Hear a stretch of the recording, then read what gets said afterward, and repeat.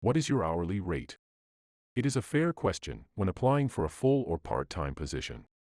But for a freelancer vying for a project commission, it is a misguided question.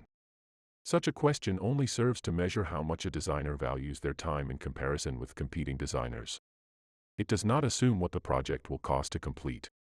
Sure, the next question is, how long do you think it will take? But, here again is another misguided question. Because it may be possible for the designer to imagine how long the project will take to complete, it is not possible for them to imagine what changes, delays and interruptions the client and/or other contributors may bring to the table. The cliché answer to that question is, how long is a piece of string?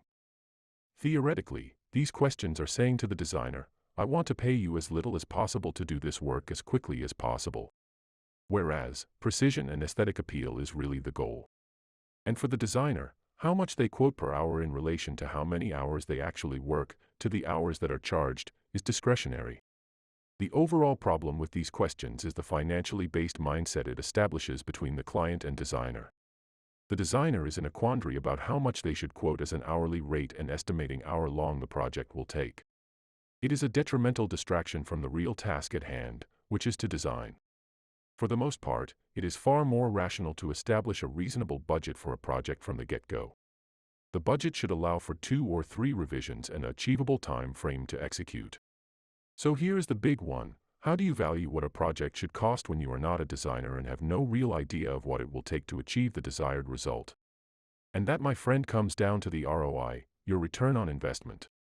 The bigger the budget, the more time a designer will spend on it, and the better it will be.